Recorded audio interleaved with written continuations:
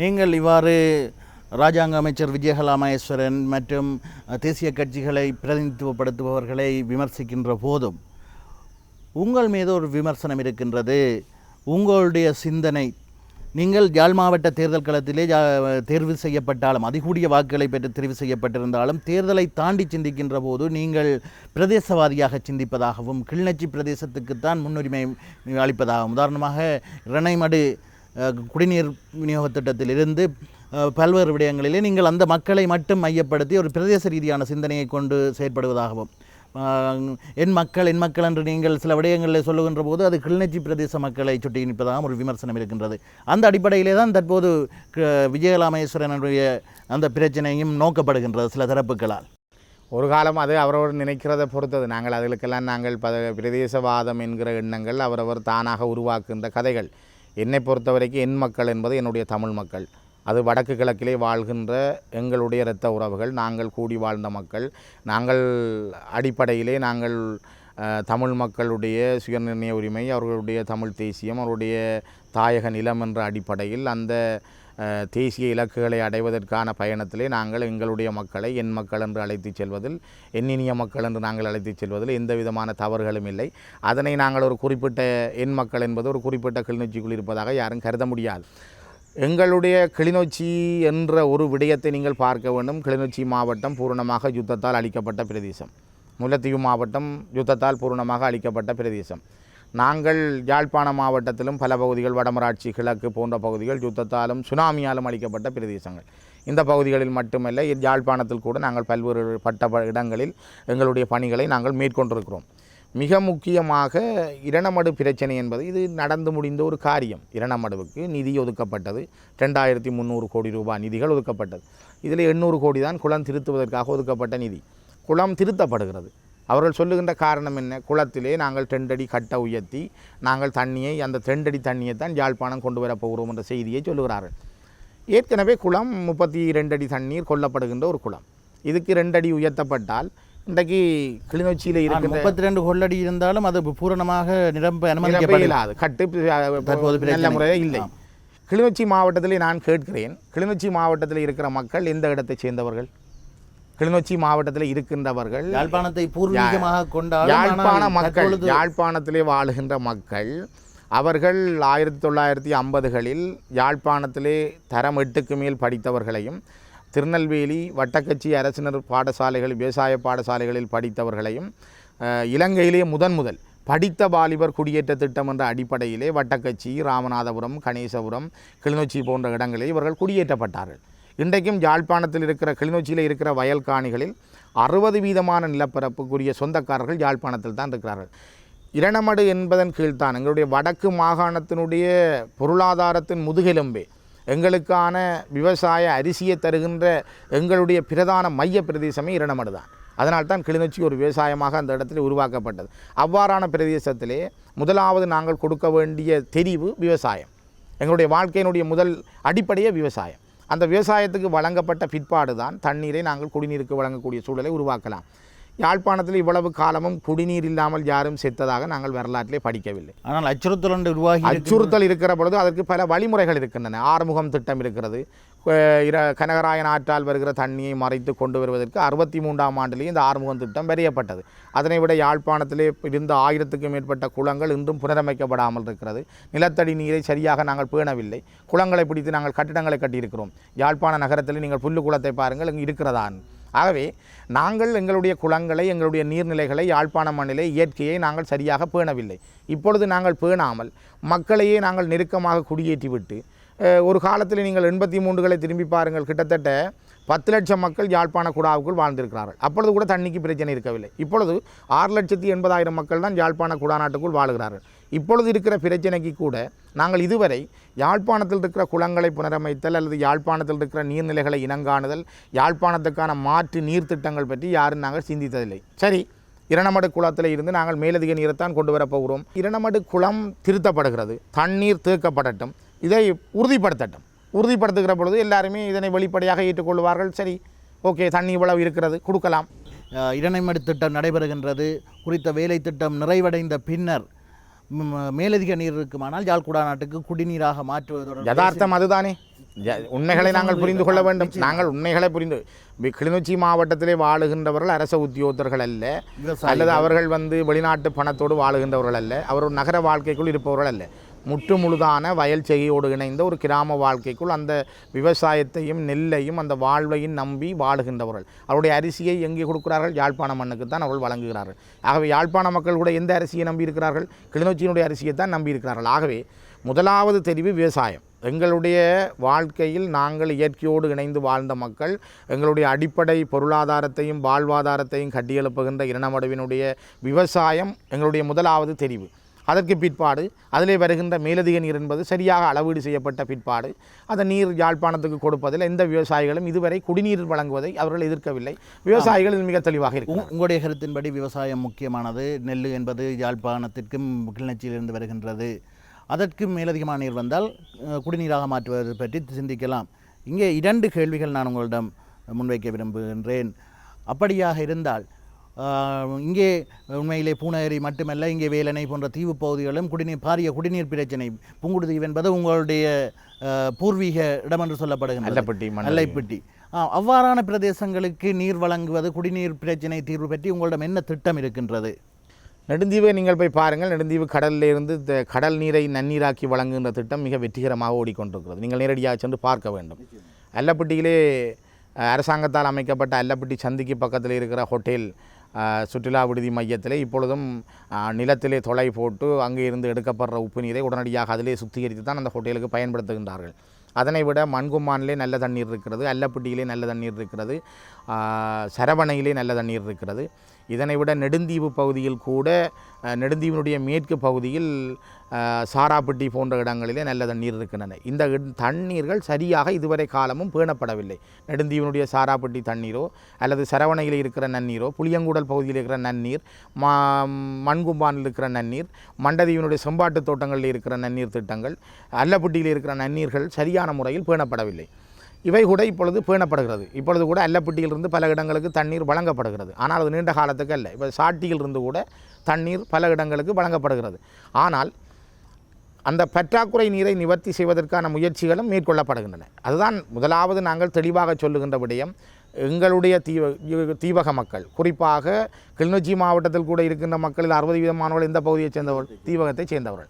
ஆகவே தீவகத்திலே ஒரு காலகட்டத்தில் அவர்கள் மக்கள் பெருகிய வகையில், அங்குள்ள தொழில் முயற்சிகள் பாதிக்கப்பட்ட வகையில், தொடர்ந்து அங்கே வாழ முடியாத சனநெருக்கத்தின் அடிப்படையில் தான் பெரும்பாலானவர்கள் அங்கே குடியேறினார்கள். அவை அவர்கள் தான் அங்கேயும் இருக்கிறார்கள். எங்களுடைய உறவுகள் தான் இங்கேயும் இருக்கிறார்கள்.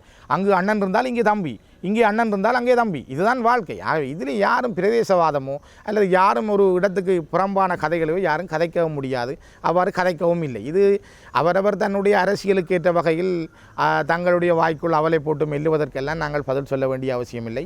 எங்களை பொறுத்த வரைக்கும் மக்களுடைய தேவைகள் நிறைவேற்ற வேண்டிய கடமை இருக்கிறது. முதலாவது, குளம் திருத்தப்பட்ட பிற்பாடு இதற்குரிய விடை மிக வெளிப்படையாக எல்லாருக்கும் தெரிய வரும். இரணைமடு விடயத்திலே குளம் திருத்தப்பட்ட பின்னர் விடை தெரியும் என்று சொன்னாலும் இன்னொரு சவால் ஒன்று எதிர்கொள்ள வேண்டிய கட்டாயம் உங்களுக்கு உருவாகி இருக்கின்றது.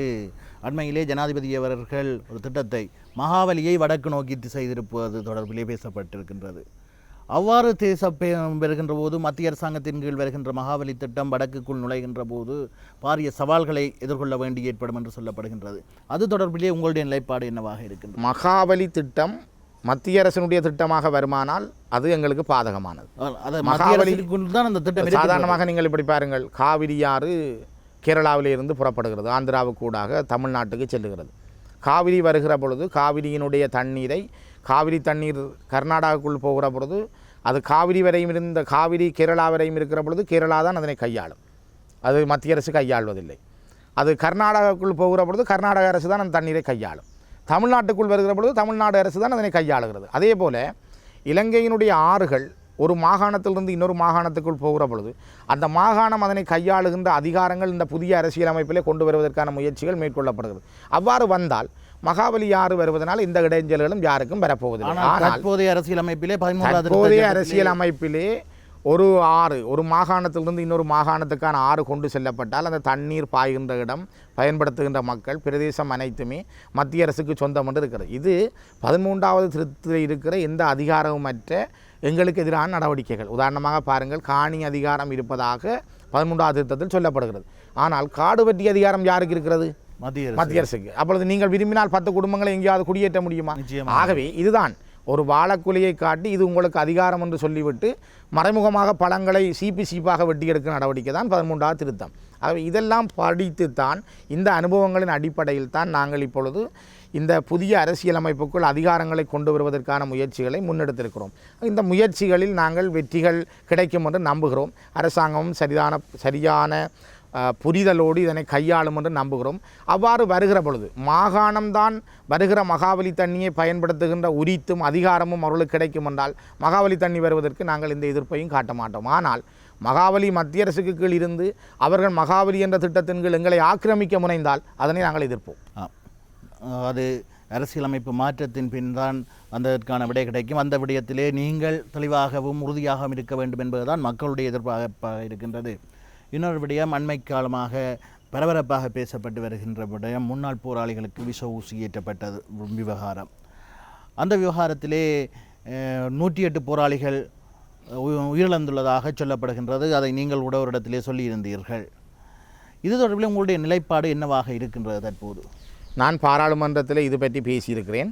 பாராளுமன்றத்தில் நான் பத்திரிகைகளில் வந்த ஊடகங்கள் வந்த செய்திகளை மேற்கோள் காட்டி இதுவரை 103 போராளிகள் இவ்வாறு நான் தேசிய விஞ்ஞான ஆராய்ச்சி நிலையத்தினுடைய தலையங்கத்தின் கீழ் பாராளுமன்றத்தில் பேசுகிற பொழுது குறிப்பிட்டிருந்தேன். இந்த விடயம் தொடர்பாக ஆய்வு செய்யப்பட வேண்டும். பத்திரிகைகள் ஊடகங்களிலே 103 போராளிகள் இதுவரை அவர்கள் புனர்வாழ்வு பெற்று வந்த பிற்பாடு இறந்திருக்கிறார்கள். அவ்வாறு இறந்ததுக்கான ஆய்வை ஏன் இந்த தேசிய விஞ்ஞான ஆராய்ச்சி நிறுவனம் செய்யக்கூடாது என்று நான் முதல் பாராளுமன்றத்திலே நான் தான் அந்த கோரிக்கையை முன்வைத்திருக்கிறேன். போராளிகளுடைய விஷ ஊசி ஏற்றப்பட்ட விடயங்களிலே நாங்கள் உண்மை இருக்கிறது. நான் மிக தெளிவாக அதனை சொல்ல விரும்புகிறேன். அதற்கான பல காரணங்களை நான் பாராளுமன்றத்திலும் கூட முன்வைத்து பேசியிருக்கிறேன். அதை விஞ்ஞானபூர்வமாக அனுபவ ரீதியாக நாங்கள் பல போராளிகளை சந்தித்திருக்கிறோம். பல போராளிகள் எங்களிடம் சில உண்மைகளை சொல்லியிருக்கிறார்கள். போராளிகள் பல பேர் அவ்வாறான பாதிப்புக்குள்ளாகி அவர்கள் மறு சுகாதார முன்னேற்றம் அவர்களுக்கு வழங்கப்பட்டு மறு சிகிச்சை வழங்கப்பட்டு அவர்கள் இப்பொழுது அதில் தேர்ச்சி பெற்றிருக்கிற நிலையையும் நாங்கள் அவதானித்திருக்கிறோம். அதற்கான உதவிகளை கூட நான் சிலருக்கு செய்திருக்கிறேன். ஆகவே அதில் உண்மைகள் இருக்கின்றன. வைத்திய ரீதியாக நிரூபிக்கப்பட்டிருக்கின்றதா? வைத்திய ரீதியாக நிரூபிப்பதற்கு தயாராக அவர்கள் சாட்சியம் அளிப்பதற்கு வைத்திய ரீதியாக என்றால் இலங்கையிலே ஒருவருக்கான விஷ ஊசி ஏற்றப்பட்டதை நிரூபிப்பதற்கு யாரும் வைத்தியர் முன்வர மாட்டார். இது ஒரு வெளிப்படைத்தன்மையோடு ஒரு பகிரங்கமாக ஒரு சர்வதேச அங்கீகாரத்தோடு செய்யப்பட வேண்டிய விடயம். இந்த விடயத்தில் ஒரு விடயத்தை சொல்ல வேண்டும். அண்மையிலே எங்களுடைய நிகழ்ச்சியிலே முன்னாள் போராளியான துளசி கலந்து கொண்ட போது ஒரு விடயத்தை சொல்லியிருந்தார். நீங்கள் சொல்வது போன்று இலங்கையிலே ஒரு வைத்தியரால் ஒரு முன்னாள் போராளிக்கு விஷ ஊசி ஏற்றப்பட்டிருக்கின்றது என்பதை வெளிப்படையாக சொல்வதற்கு அச்சுறுத்தல்கள் இருக்குமாக இருந்தால் தற்போது தடுப்புகளிலே இருந்த ஆயிரக்கணக்கான முன்னாள் போராளிகள் புலம்பெயர் நாடுகளிலே இருக்கின்றார்கள். அவர்கள் சிகிச்சை வைத்திய பரிசோதனையை மேற்கொண்டு இதனை உறுதிப்படுத்தினால் எனக்கு அவர் சொன்ன கருத்தை பற்றி அவர் ஆறு எங்கே இருக்கிறார், அவர் ஆரோடு இணைந்து செயற்படுறாருன்றதெல்லாம் எங்களுக்கு தெரியும். ஆனபடியாக நான் அவருடைய கருத்துக்கு அவர் எனக்கு அவரை பற்றி நான் பதில் சொல்லுவேன். அவர் ஒரு எவ்வாறான அமைப்போடு அவர் ஒரு அரசாங்கத்தோடு எப்படி இணைந்து செயற்படுறார், அவர் எப்படி போன முறை தேர்தல் கேட்டவர்ன்றதெல்லாம் மக்களுக்கு வெளிப்படையாக தெரியும். ஆகவே அவருடைய கருத்து என்பது கிட்டத்தட்ட இலங்கை புலனாய்வின் கருத்து. அது ஆகவே நாங்கள் அதுக்கு கருத்துக்கு பதில் சொல்ல வேண்டிய அவசியம் இல்லை. ஆனால் நாங்கள் ஒன்றை வெளிப்படையாக பார்க்கணும். உலக நாடுகளில் கூட இந்த விஷ ஊசி ஏற்றுகின்ற விஷயங்கள் அல்லது சாப்பாடுகளில் விஷ மருந்துகளை போட்டு வழங்குகின்ற வரலாறுகளை நாங்கள் படித்திருக்கிறோம். அண்மைய காலங்களில் கூட ரஷ்யாவினுடைய உளவாளிகளுக்கு அல்லது அமெரிக்காவின் உளவாளிகளுக்கு அல்லது இஸ்ரேலுடைய உளவாளிகளுக்கு நடந்த சம்பவங்களை கூட நாங்கள் மிக அண்மைய காலங்களிலும் கூட நாங்கள் இதனை படித்திருக்கிறோம். நான் நேரடியாக சம்பந்தப்பட்ட போராளிகள் நான் கேட்டவர்கள் இருக்கிறார்கள். அவர்களுக்கு ஒரு சர்வதேச பாதுகாப்பு வழங்கப்படுமாக இருந்தால் அவருடைய குடும்பத்திற்கு அவருடைய போராளியை விசாரிக்கப்படுகிற பொழுது அல்லது அவர் உண்மையை சொல்லுகிற பொழுது அவருடைய குழந்தையோ அல்லது பிள்ளையோ அவருடைய குடும்பத்தார் நாளைக்கு பாதுகாப்பு இல்லாமல் இருந்தால் யார் பொறுப்பு சொல்வது? ஆகவே அதற்கு ஒரு சர்வதேச பாதுகாப்பு அவர்களுக்கு வழங்கப்படுமாக இருந்தால் அவர்கள் வெளிப்படையாக சொல்வதற்கு தயாராக இருக்கிறார்கள். ஆனால் இந்த இவ்வளவு படிமுறைகளையும் கடந்து செல்வதை விட துளசியாராக இருந்து விட்டு போட்டும் அவர் யாருடைய கட்டுப்பாட்டின்களும் இருந்து விட்டு போட்டும் அது எங்களுக்கு கவலை இல்லை. ஆனால் அவர் சொன்ன ஒரு விடயத்திலே நியாயம் இருக்கின்றது என்றுதான் நாங்கள் நினைக்கின்றோம். புலம்பெயர் நாடுகளிலே இருக்கின்ற போராளிகள் சுதந்திரமாக செயற்படக்கூடிய ஒரு சூழல் இருக்கின்றது. அப்படி நாங்கள் சொல்ல முடியாது. புலம்பெயர் நாடுகளில் இருக்கிறவர்கள் அது அவர்களுடைய விருப்பம். இஸ்ரேலில் பாதிக்கப்பட்டவன் புலம்பெயர் நாட்டுக்கு போயிருக்க முடியாது. உண்மையாக இதிலே புலம்பெயர் நாட்டுக்கு போன யாருக்கும் அப்படியான விச ஊசி சில வேலை எத்தனை பேர் போயிருக்கிறார் புலம்பெயர் நாட்டுக்கு? அவர் சொல்லுகின்ற கணக்கு அவர்கிட்ட சரியாக இருக்குமா? எங்களுக்கு போராளிகளாக இருந்த எத்தனை போராளிகள் புலம்பெயர் நாட்டுக்கு போயிருக்கிறார்கள், அல்லது இதில் பாதிக்கப்பட்ட போராளிகள் எத்தனை பேர் புலம்பெயர் நாட்டுக்கு போயிருக்கிறார்கள், அது யாருக்கும் தெரியாது. நாங்கள் அதை சொல்ல முடியாது. ஆகவே புலம்பெயர் நாடுகளுக்கு சென்ற பல போராளிகள் சாட்சியம் அளித்திருக்கிறார்களே, பாலியல் ரீதியாக இராணுவங்களை செய்த விடயங்கள், அவர்கள் முகங்களை காட்டாமல் சேனல் போரை நீங்கள் எடுத்து பாருங்கள் எவ்வளவு விடயங்கள். அப்போ அதுக்கு அவர் என்ன சொல்ல போகிறார்? ஏன் நீங்கள் பல விடயங்களை நீங்கள் பாருங்கள், உற்று பாருங்கள். மண்கிண்டி மலையில் நடந்த தாக்குதலின் பிற்பாடு கூட போராளிகளுடைய உடல்களை எவ்வளவு நிர்வாணப்படுத்தி கேவலப்படுத்தி அரசாங்கம் கையளித்திருந்தது. அதனை விட எல்லாள நடவடிக்கையின் பொழுது பங்கு பெற்றிய போராளிகளை உடலிலே ஒரு துணி இல்லாமல் கொண்டு திரிஞ்சு சிங்கள மக்களுக்கு காட்டிய அரசாங்கம் இருக்கிறது தானே. ஆகவே இதெல்லாம் நடந்து இதையெல்லாம் இவர் என்ன பதில் சொல்ல போகிறார்கள்? இவர்கள் போராளிகளாக இருந்தவர்கள் தானே. ஆகவே போராளிகள் உண்மையாக பாதிக்கப்பட்டவன் போனானா போக இல்லையாண்டு எங்களுக்கு தெரியாது, அல்லது அவர்கள் உரிய இடங்களுக்கு சரியான முறையில் அந்த தகவலை அவர்கள் வழங்கி இருக்கவும் கூடும். இப்பொழுது அவர்கள் வெளிப்படையாக சொல்ல வேண்டிய அவசியமும் இல்லை. அதுக்கான கால அவகாசங்கள் வருகிற பொழுது சரியான அங்கீகாரங்கள் வழங்கப்படுகிறது. வெளிநாட்டில் கூட அவர்களுக்கான அங்கீகாரம் இருக்கிறதா என்பது மிக முக்கியமானது. ஆகவே நாங்கள் இந்த விடயத்தில் பாதிக்கப்பட்டவர்கள் இருக்கிறார்கள். நான் முழு போராளிகளுக்கும் அவ்வாறு ஊசிகள் வழங்கப்பட்டதாக நான் சொல்லவில்லை. ஆனால் பல போராளிகள் எங்களிடம் சொல்லியிருக்கிறார்கள், தாங்கள் புனர்வாழ்விலே இருக்கிற பொழுது தங்களுக்கு அவர்கள் கட்டாயப்படுத்தி தங்களுக்கு ஊசி மருந்துகளை ஏற்றியிருந்தார்கள். தாங்கள் வேண்டாம் என்று சொன்ன பொழுது கூட ஒரு நாள் திடீரென்று நீங்கள் எல்லாம் சமைக்க வேண்டாம் இருங்கள், அது நாங்கள் இன்றைக்கு உங்களுக்கு ஸ்பெஷலாக வேறு ஆக்களை கொண்டு வந்து சமைக்க போகிறோம் என்று சொல்லி வேறு நபர்களை கொண்டு வந்து சமையல் செய்து சாப்பாடு கொடுத்துவிட்டு மறுநாள் காலமே அவர்கள் எழும்புவதற்கு முதலே அவர்கள் வயிற்றோட்டத்தை உருவாக்கி அவர்கள் எல்லோருக்கும் அந்த வயிற்றோட்டத்தை நிறுத்துவதற்கு தாங்கள் ஊசி மருந்து ஏற்றுவதாக திடீரென்று இராணுவ வைத்தியர்களை வந்து ஊசி மருந்துகளை ஏற்றியதையெல்லாம் அவர்கள் குறிப்பிடுகிறார்கள். ஆகவே ஊசி மருந்துகள் ஏற்றப்பட்டிருக்கிறது, அது என்ன ஊசி மருந்து, அதனால் என்ன நடந்திருக்கிறது என்பதை நாங்கள் ஆராய வேணும். நாங்கள் இதனை சும்மா எழுந்தமானமாக நாங்கள் கதைக்கவில்லை. பல போராளிகள் இறந்திருக்கிறார்கள். அவர் என்னத்துக்கு இறந்தார்கள் என்பது கனவிற்கு தெரியாது. 103 போராளிகள் இறந்திருக்கின்றார்கள் என்கிற நீங்கள் என்னை பொறுத்தவரை நான் பத்திரிகைகளில், இணையதளங்களில், பல ஊடகங்களில் வந்த செய்திகளை மேற்கோள் காட்டி நான் பாராளுமன்றத்தில் பேசியிருக்கிறேன். என்னிடம் இருக்கிற ஆதாரங்களை நான் பாராளுமன்றத்தில் சமர்ப்பிக்க நான் தயாராக இருக்கிறேன், சமர்ப்பித்தும் இருக்கிறேன். அவை நான் அதை ஊடகங்களில் சொல்லி நான் பிரச்சனைகளாக உருவாக்குவதற்கு நான் தயாரில்லை. ஆனால் என்னை பொறுத்தவரை நான் நிரூபிக்க தயாராக இருக்கிறேன். ஆனால் 103 போராளிகள் என்று நீங்கள் சொன்னது ஆதாரத்துடன் சொல்லப்பட்டதில்லை, ஊடகங்களிலே நான் மணிமே தெளிவாக பேசியிருக்கிறேன். ஊடகங்களில், பத்திரிகைகளில் இது பற்றிய செய்திகள் மிக தெளிவாக சொல்லப்படுகிறது.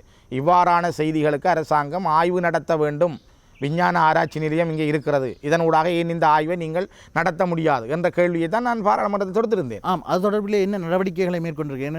பாராளுமன்றத்தில் பேசுகின்ற விடயங்களுக்கு நடவடிக்கை எடுத்ததாக வரலாறு. ஆனால் ஒன்றை மட்டும் நாங்கள் மனதிலே வச்சுக்கொள்ள வேண்டும் நாடாளுமன்ற உறுப்பினர் அவர்களே, இன்று 13,000க்கும் மேற்பட்ட அப்பாவி முன்னாள் போராளிகள் தங்களுடைய எதிர்காலம் பற்றிய கேள்விக்குறியோடு நிற்கின்றார்கள். அவர்களை நம்பி இருக்க ஒரு காலமும் நீங்கள் அப்படி பார்க்க தேவையில்லை. அவர்கள் விச ஊசி ஏற்றப்பட்டிருக்கின்றதா, தங்களுக்கு நாளை என்ன ஆகும் என்ற ஒரு அச்ச உணர்வோடு நாங்கள் ஒன்றை புரிந்து கொள்ள வேண்டும் என்னென்றால், அதற்குரிய மருந்துகளை அல்லது அதற்குரிய மாற்று சிகிச்சைகளை அண்மையில் கூட அவர்கள் சில இடங்களில் அவர்கள் அதற்குரிய சிகிச்சைகளுக்கான வழிமுறைகளை கூட அவர்கள் தேடியிருக்கிறார்கள். அவ்வாறான அச்ச உணர்வு என்று நாங்கள் சொல்ல முடியாது. ஆனால் பாதிக்கப்பட்ட போராளிகளுக்கு தெரியும் என்ன நடந்திருக்கிறது எனக்கு என்பது தெரியும். என்னிடம் ஆதாரங்கள் இருக்கின்றன. அப்படியான போராளிகள் எங்களோடு தொடர்பு கொண்டிருக்கிறார்கள், எங்களோடு தொடர்பில் இருக்கிறார்கள். அந்த பாதிப்புகள் வருகின்ற எல்லோருக்கும் இவ்வாறு நடந்திருக்கிறது என்று நாங்களும் சொல்லவில்லை. அவை நடந்தவர்கள் சாட்சியம் அளிக்க தயார். ஆனால் இதற்கு ஒரு உயிருக்கான உத்தரவாதம், அந்த குடும்பத்துக்கான ஒரு சர்வதேச உத்தரவாதத்தை அரசாங்கம் வழங்குமாக இருந்தால் அவர்கள் வெளிப்படையாக வந்து சொல்வதற்கு தயாராக இருக்கு. சரி, பாதிக்கப்பட்டவர்கள் சாட்சியம் அளிக்க தயாராக இருக்கின்றார்கள், உங்களிடம் ஆதாரம் இருக்கின்றது, நல்ல விஷயம். ஆனால் தற்போது நீங்கள் சொல்கிறீர்கள் அவர்களுக்கு பாதுகாப்பு இல்லாதபடியால் அவர்கள் சாட்சியம் அளிக்க தயங்குகிறார்கள். அது ஒரு புறம் இருக்கட்டும். ஆனால் அவர்களுடைய எதிர்காலத்திற்கு என்ன வேலை திட்டங்கள் முன்னெடுக்கப்படுகின்றன? போராளிகளுடைய வேலை திட்டங்கள் இல்லை. அவர்களுக்குள்ளே பாதிப்புகள் இருந்தால் அதில் அவர்கள் நாங்கள் உடனடியாக நாங்கள் ஒரு கட்சி, நாங்கள் ஒரு எதிர்கட்சி, நாங்கள் அதை விட நாங்கள் ஒரு கட்சி. எங்களிடம் அவ்வாறு நாங்கள் அந்த போராளிகளுக்குரிய வாழ்வாதாரத்துக்கான சில உதவிகள் அரசாங்கத்தால் செய்யப்படவில்லை. புலம்பெயர் தமிழர்களால் சின்ன சின்ன உதவிகள் செய்யப்படுகின்றன. அதற்காக எல்லா போராளிகளுமே அதனை எதிர்பார்த்திருக்கிறார்கள் என்றல்ல. பல பேர் இன்று தங்களுடைய சொந்த முயற்சியில் முன்னேறி இருக்கிறார்கள். அவர்கள் இன்று சில தொழில்களை செய்கிறார்கள். அவர்கள் சொந்த காலில் நிற்கிறார்கள் நிமிர்ந்து. ஒரு குறிப்பிட்ட அளவு போராளிகளுடைய வாழ்க்கையிலே அதால் முள்ளந்த நெலும்பு பாதிக்கப்பட்டவர்கள் அல்லது அவயவங்களை இழந்தவர்கள், அவ்வாறானவர்களுக்கு பாதிப்புகள் இருக்கின்றன. எங்களால் முடிந்தது நாங்களும் சில நான் அதை பற்றி பேசவில்லை. ஆனால் இங்கே விச ஊசி ஏற்றப்பட்டிருக்கின்றது என்று ஆதாரபூர்வமாக நிரூபிக்கப்படுகிற பொழுது ஆதாரபூர்வமாக அவர்களும் முன்வருகிற பொழுது அதற்கான நடவடிக்கைகள் அது மேற்கொள்ளப்படும் என்பது ஒரு புறம் இருக்கட்டும். நான் கேட்கின்றது, தற்போதும் ஊடகச் செய்திகளின் அடிப்படையில் நீங்கள் சொல்கின்றீர்கள் 103 போராளிகள் இறந்து விட்டதாக சொல்லப்படுவதாக. அது உண்மையாக இருந்தால் தற்போது பாதிக்கப்பட்டவர்கள் ஆதாரத்துடன் உங்களிடம் தொடர்பு கொண்டிருக்கின்றார்கள் என்று சொல்கிறீர்கள். அவர்கள் அந்த மரணம் என்ற அல்லது தீவிர நோய் வாய்ப்புற நிலையை அடைவதை தடுப்பதற்கு சில போராளிகளுக்கு நாங்கள் சில போராளிகளுக்கு அவ்வாறான பாதிக்கப்பட்டவர்களுக்கு மறு சிகிச்சை வழங்கப்பட்டு அவர்கள் அதிலிருந்து மீளப்பட்டிருக்கிறார்கள். அந்த ஆதாரத்தை வைத்து தான் நான் கதைக்கிறேன். அவர்களுக்கான மறு சிகிச்சை வழங்கி அவர்கள் அந்த தாக்கத்திலிருந்து கூட அவர்கள் மீண்டிருக்கிறார்கள். எவ்வாறான ஒரு ஊசி மருந்து அவர்களுக்கு ஏற்றப்பட்டிருக்கிறதோ அதனை இல்லாமல் செய்வதற்கான மாற்று ஊசி மருந்து ஏற்றி கூட அவர்கள் இன்று சுகதேகியாக. அப்படி என்றால் அந்த என்ன மாதிரியான விஷ ஊசி ஏற்றப்பட்டிருப்பது என்பதை நீங்கள் சொல்ல முடியாது. அந்த வைத்தியர் அதனை சொன்னால் அவர் உயிரோடு இந்த மண்ணிலே வாழ முடியாது. எந்த வைத்தியர்களால் இது செய்யப்பட்டதோ அவர் சொல்வதற்கு அவரால் முடியாது. அவருக்கு உத்தரவாதம் வழங்கப்பட வேணும். அப்படி செய்ய முடியாது இந்த மண்ணிலே அதுக்கான காலம் இன்னும் அதற்குரிய சுதந்திரம் ஜனநாயகம் இந்த மண்ணிலே இல்லை. நாங்கள் பரபரப்பு அரசியலுக்காக இதனை கதைக்க முடியும். இந்த இடத்துல தான் முக்கியமான ஒரு விடயம் இருக்கின்றது. அப்படி என்றால் நீங்கள் சொல்கின்றீர்கள், ஒரு சில முன்னாள் போராளிகள் இரகசியமான முறையிலே வைத்திய பரிசோதனை மேற்கொள்ளப்பட்டு அவர்களுக்கு அந்த ஏற்றப்பட்ட விஷ ஊசியை எதிர்க்கும் வகையிலான சிகிச்சை எதிர்ப்பு மருந்துகள் ஏற்றப்பட்டிருக்கின்றன என்று. அப்படியானால் முன்னாள் போராளிகள் தனிப்பட்ட முறையிலே உங்களுடன் தொடர்பு கொண்டால், அவ்வாறான பாதிக்கப்பட்டவர்கள் இருந்தால் நாங்கள் அதுக்குரிய வழிமுறைகளில் எங்களால் முடிந்த அளவுக்கு, அதுக்காக நாங்கள் முழு பேருக்கும் செய்யக்கூடிய வாய்ப்பு வசதிகள் எங்களிடம் இல்லை. செய்ய வேண்டிய கடமை இருக்கு. அதுக்காக எங்கள்கிட்ட காசு இல்லையே, நாங்கள் செய்ய முடியாது. அதுக்காக நாங்கள் வெளிப்படையாக யார்ட்டும் இதற்காக நாங்கள் போய் செய்ய முடியாது. நாங்கள் வழிமுறைகள் சிலதை நாங்கள் அவர்களுக்கு சொல்லலாம். அவர்களுக்கான வழிமுறைகளை நாங்கள் காட்டலாம். அதுக்கு ஒரு பாரிய அளவு நிதி தேவைப்படுகிற பொழுது அந்த நிதிகளுக்கான வழிமுறைகளை அது உறுதிப்படுத்தப்படுகிற பொழுது, உண்மையிலே அவருக்கு இவ்வாறான ஒரு பிரச்சனை இருக்கிறது என்று உறுதிப்படுத்தப்பட்டால் அதற்கான மாற்று வழிகள் பற்றி நாங்கள் எங்களால் முடிந்த அளவுக்கு உதவுவதற்கு நாங்கள் அவருக்கு தயாராக இருக்கிறோம். நாங்கள் உதவி இருக்கிறோம். அப்படி என்றால் ஒரு செய்தியை சொல்கின்றீர்கள், முன்னாள் போராளிகள் தங்களுடைய உடல்நிலை தொடர்பிலே சந்தேகங்கள் இருந்தால் உங்களை தனிப்பட்ட முறையில் அவர்கள் அவ்வாறான சந்தேகங்கள் இருந்தவர்கள் எங்கள் தொடர்பில் இருக்கிறார்கள். நீங்கள் இனித்தான் தொடர்பு கொள்ள வேண்டும் மட்டுமல்ல, அவர்கள் தொடர்பிலே இருக்கிறார்கள். 13,000 போராளிகளும் உங்களிடம் தொடர்பில் இருப்பார்கள் என்று 13,000 பேர் அப்படி நீங்கள் சொல்ற மாதிரி 13,000 பேரும் பாதிக்கப்பட்டவர்களாக இல்லை. ஆனால் 13,000 பேருக்கும் சந்தேகம் இருக்கின்றது. 13,000 பேரும் இப்பொழுது இந்த மண்ணில் இருக்கிறார்களா என்று கூட நீங்கள் கேட்கிறீர்கள். மற்றவர் அவர் சொல்லுறாரு, இத்தனை பேர் வெளிநாட்டு போயிட்டார் என்றார்கள். அவருடைய கணக்கு சொல்லுறீர்கள். இது 13,000-ஆ 8,000-ஆ எத்தனை பேர் வெளியிலே இருக்கிறார்கள் என்பதற்கு இன்னும் சரியான கணக்கு இல்லை. அரசாங்கம் கூட இதுவரை தான் புனர்வாழ்வு அளித்து விட்ட போராளிகளுடைய பட்டியலை பத்திரிகைகளை வெளியிட்டிருக்கிறதா எப்பயாவது? அப்போ யார் சொல்ல முடியும் 13,000 என்று? என்னை பொறுத்த வரைக்கும் 12,000 போராளிகளை இதுவரை காணவில்லை. அரசாங்கம் எங்கேயோ மறைத்திருக்கிறது. இதுவரை சரணடைந்த போராளிகளில் 12,000 பேரை அரசாங்கம் மஹிந்த ராஜபக்சனுடைய அரசு இல்லாமலே செய்திருக்கிறது. அதனை யார் சொல்ல போகிறார்கள்? ஆகவே உங்களுக்கு தெரியும், நல்லிணக்க ஆணைக்குழுவுக்கு முன்னால் மன்னாரனுடைய ஆயர் ராயப்பு யோசப் அவர்கள் மிக தெளிவாக சொல்லியிருந்தார். 1,46,460 மக்கள் இந்த யுத்தத்திலே காணாமல் போயும் கொல்லப்பட்டும் இருக்கிறார்கள். இதற்குள்ளே போராளிகளும் அடங்கி இருக்கிறார்கள். ஆகவே இது போராளிகள் 12,000 பேருக்கு மேற்பட்டவர்கள் சரணடைந்த போராளிகள் காணாமல் போயிருக்கிறார்கள். இதெல்லாம் இந்த அரசாங்கத்திடம் இருந்து நாங்கள் எதிர்பார்க்கக்கூடிய விடயங்கள் அல்ல இது. ஆகவே இந்த விடயங்கள் தொடர்பாக பல்வேறுபட்ட விடயங்களை நாங்கள் அவதானித்து கொண்டிருக்கிறோம். அதுக்கான ஆய்வுகள் நடைபெறுகின்றன.